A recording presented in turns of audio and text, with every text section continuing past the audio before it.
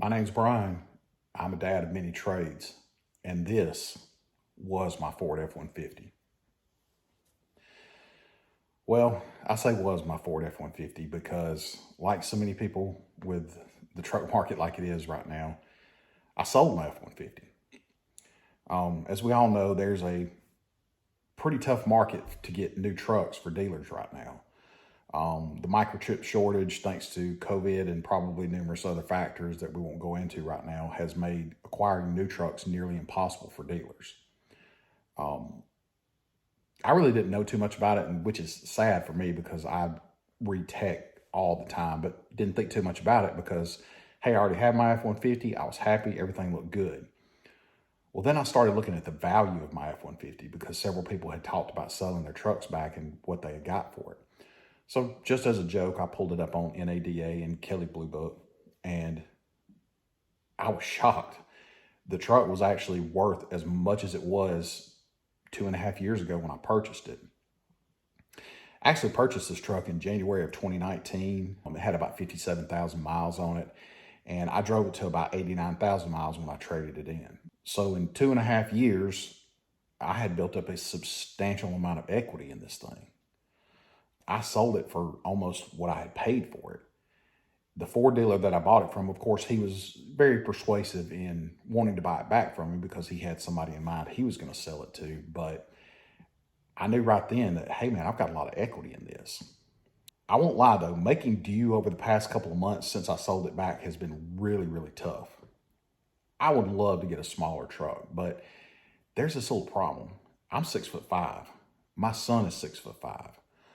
All of my daughters are, and my wife are, they're not short people either.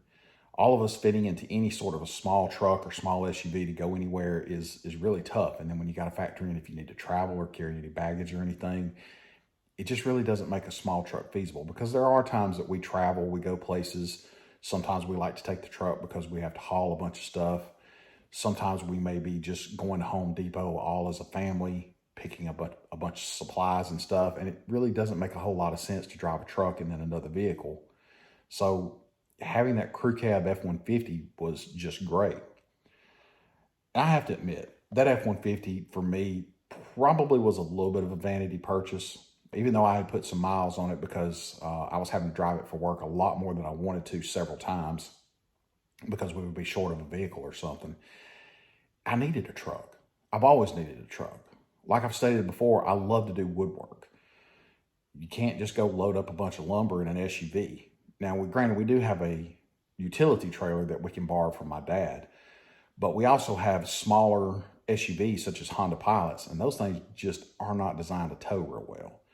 They will tow the trailer, they will tow the lumber and stuff, but if I ever needed to haul something long term right now in the situation that we're in with no truck, it's going to be a hard act to follow. I'm just really not going to be able to do it. At the end of the day, I do miss my truck, but I know something's better on the horizon. I had actually already started looking into this before I made the decision to sell the truck. And I guess everybody has seen this by now. But next year, the 2022 Ford F-150 Lightning Edition will be coming out. Now, for those who have not seen it, it's going to be a full electric truck. That just seems to be the way the world is going right now. Conversion to electric. There's also hydrogen fuel cells. Needless to say, the world is looking to get away from petroleum. Now, I'm not going to go into some long environmental lesson or anything like that, but at some point our fossil fuels are probably going to run out. We're going to have to come up with something different. So right now, the big push seems to be towards electric. I'm just looking at the capabilities of this truck. It has a lot of cool features, and it's a truck. It actually looks like a truck. It's not something that's weird and futuristic like the Cybertruck. And to me, honestly, I look at the Cybertruck and I'm thinking, that thing looks cool and it's rated to be bulletproof, but who in 2021 needs a Cybertruck? For the abilities that it has, granted, it does have more power, more towing capacity, theoretically, than the F-150 is going to have, but that's about it. Other than looking like it's out of the movie Tron or something like that, I just can't see it as a real world alternative to what an actual pickup truck can do. And I think that's where Ford F-150 is going to be the winner in this. So I'm skimming the internet, just looking at some of the features right here. One of the big things is the frunk, as they're calling it. So because the electric motors on this truck are actually mounted on the axles of the truck instead of just under the hood like a regular standard engine would be, under the hood of the truck is actually wide open for storage space. And what Ford has actually done has made it viable storage space, and they've actually put in plugs in the front. So if you want to plug in a radio, maybe some power tools, maybe you're out by the water, you just imagine anything you can plug in, but it's a standard wall outlet like you would have in your house to plug something in. There's also plug-ins in the back in the bed of the truck as well. The truck is full-time four-wheel drive. Like I already told you, there's two motors. One motor is mounted on each axle, making this thing full-time four-wheel drive. And it's an electric vehicle, so it's not like you're burning more gas or anything like that. That's just the way the truck is built and designed. There's just so many other smart, intelligent features built into the truck. Now, I got kind of curious about it as I was looking into it, and I think the biggest thing that I find is a win about this, the truck is a crew cab. Every single one of these comes as a crew cab. We have just kind of hit the point in the world where back in the day, trucks were very utilitarian. They were regular cab vehicles with a huge bed on them. Then, I guess probably in the late 80s, shifting into the 90s, we started seeing extended cab trucks. Yeah, you could fit people in the back seat, but they had to be really short or just really cramped up back there. Then all of a sudden in the early 2000s, and I want to say that Ford was one of the first companies to actually bring a crew cab truck into a half-ton size, we started seeing the crew cabs coming out.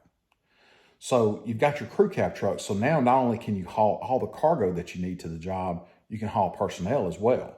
Because pretty much every truck with a crew cab can seat at least 5 people, 3 in the back, 2 in the front. Some of them, even with bench seats, can seat 6 people. So again, right there, you've got all the crew space you need to get people to the job. You got a full bed on the back that you can get all of your gear to the job. All right, so let's take a look at another thing that's going to be a concern with this, and that's going to be range and battery capacity. So there's actually 2 different batteries that comes with this. You've got your smaller battery, which will come standard, and it's rated to give you 240 miles of range. And at first I looked at that and I was like, man, there's no way. 240 miles, that's ridiculous. The larger capacity battery is going to get you somewhere around about 360 miles. I may be just a little bit off as I'm skimming down the website. I don't see the exact numbers on that. But then I realized something. The EPA requires electric vehicles to be rated carrying a driver and 1,000 pounds of cargo. So Marquez Brownlee, who is a tech reviewer that I follow on YouTube all the time, he was really the first one to point this out, that as he was sitting in the truck, the actual estimates on how far the battery was going to last by the truck's own computations was a lot further than that. So all of a sudden, you've got the lower end battery that's rated to go 240 miles or 260 miles with 1,000 pounds of cargo, which 9 times out of 10, you're not going to be hauling. All of a sudden, that goes up to well over 300, possibly even up to 400 miles. And the larger battery, even more than that. It's feasibly possible for this battery to get well over 450 miles, possibly even getting into the 500-mile range. That makes this truck a very, very viable option to use as a daily driver, as a work truck, or anything like that. Now, the biggest thing with it is going to be ability to get the truck charged. Obviously, Ford has got a lot of work to do to build out their ecosystem on this. But Ford has also built a Mustang into an electric vehicle. Now, I question the use of the word, or I should say the name of Mustang with this vehicle that they're putting out, because just quite frankly, it ain't a Mustang. A Mustang is a 2-door, souped-up supercar. This thing's a sedan. I think they probably could have gone with another name. And I understand where Ford's going with this. They want something that's going to be cool. And obviously, the Mustang carries a lot of weight as far as what makes this vehicle cool. But, it is what it is. So that's 2 primary large-scale electric vehicles Ford is going to be putting out over this next year. All right, so as we scroll on down, let's talk about pricing on this. The Ford F-150 Lightning is going to be starting out at $39,974. So basically $40,000. But you get full-time four-wheel drive, as I've already said, and you also get a crew cab standard on this thing. And you may be asking, what does that get me on the inside? Well, if you ask that, you can get your Pro model, which is going to be the base model. This is going to be considered their, I guess you'd say, work truck class vehicle. It's going to come with vinyl seats and vinyl floors. And seemingly oddly enough, it's going to come with a 12-inch touch display inside the truck that's basically going to have all your onboard telemetry and everything, as far as it'll control your radio, your heating, your air conditioning possibly. And it's also going to be where you kind of get your calculations and so forth for how far you can go on the charge that you currently have in the truck. You'll also get Ford's, I guess they're calling it a travel charger to go with the truck. So it's going to plug into just a regular wall outlet, and it's saying that it can charge the truck overnight. Now, there are other options for faster charging, so forth like that, as you get into the higher model vehicles. The next step up is going to be the XLT model. It's going to come in about $52,000. And then it just goes up from there. You've got your Lariat and your Platinum editions. So the truck can go all the way up to basically about $90,000. But at $39,000, let's just say 40 for argument's sake, because it's $39,974. You have a very solid truck.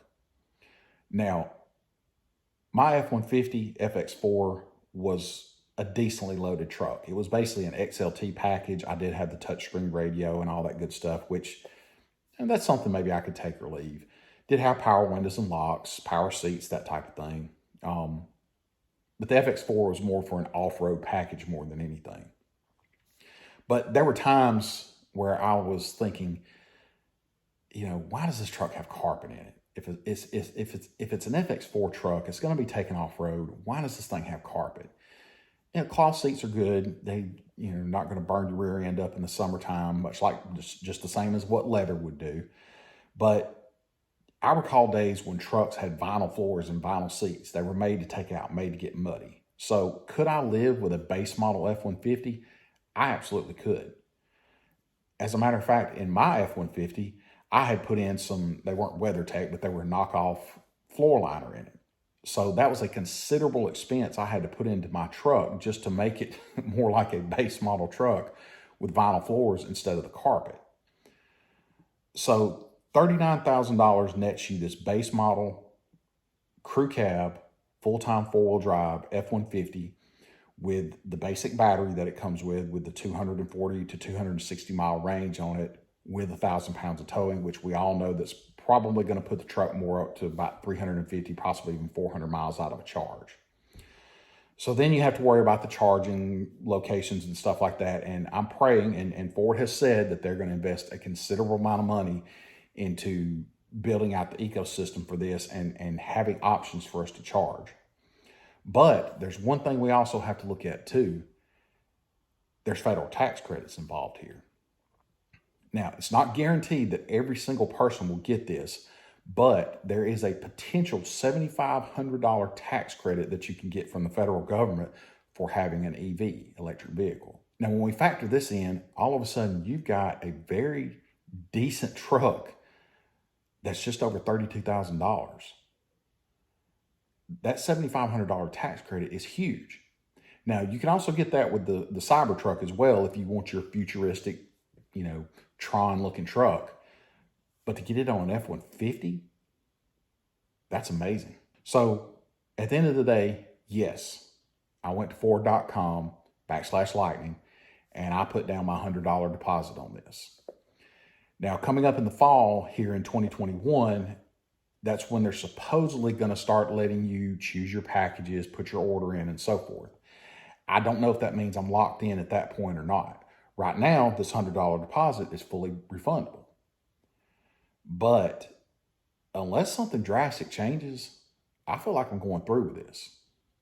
Now, I am a very techie person. Obviously, when the newest, latest, and greatest thing comes out, and if it's something I'm interested in, I take the plunge on it if I can afford it. I'm willing to take the plunge on things.